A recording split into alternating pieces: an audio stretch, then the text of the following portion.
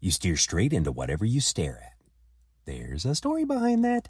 This is your daily message from Chad number 1149 to upgrade your mental game today by telling yourself a better story. Because the most important story you hear is the story you tell yourself. This message is dedicated to John Assaraf. You can get a free copy of my book, The Most Powerful Story in the World, by going to fromchad.gumroad.com. The transcript of this message and hundreds of others are always available at www.fromchad.com. Here's the upgrade. You think your expectations are just predictions, but upgraded thinking knows it's a steering wheel. Here's the story.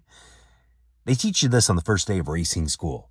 When your car starts to slide toward the wall, every instinct screams to look at the wall.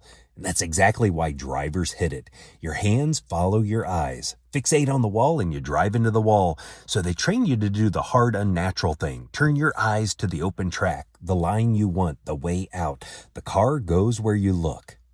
Your brain runs the same wiring. John Assaraf teaches that your reticular activating system, RAS, that ancient filter at the base of your brain, decides what reaches your awareness based on what you've told it matters.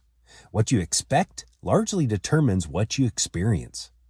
What you expect largely determines what you experience. You don't just predict your experience. You steer into it. The same idea has been illustrated this way.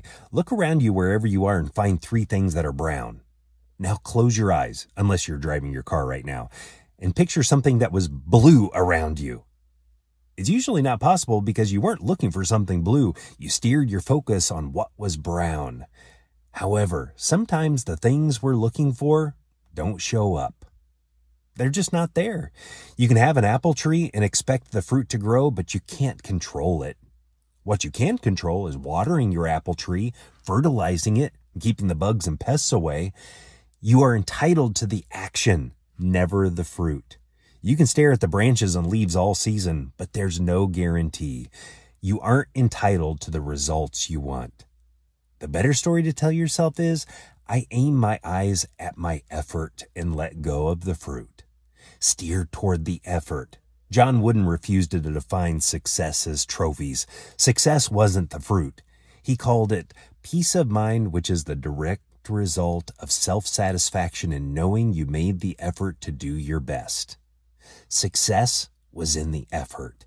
Marcus Aurelius said the same thing to himself. Ambition ties your well-being to what other people say and do. Sanity ties it to your own actions. Sanity is focusing on your own efforts. Fix your eyes there. Do your work. Do it well, then let go and let God.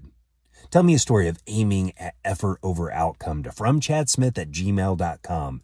Send someone a text and ask them, how are you steering your expectations today?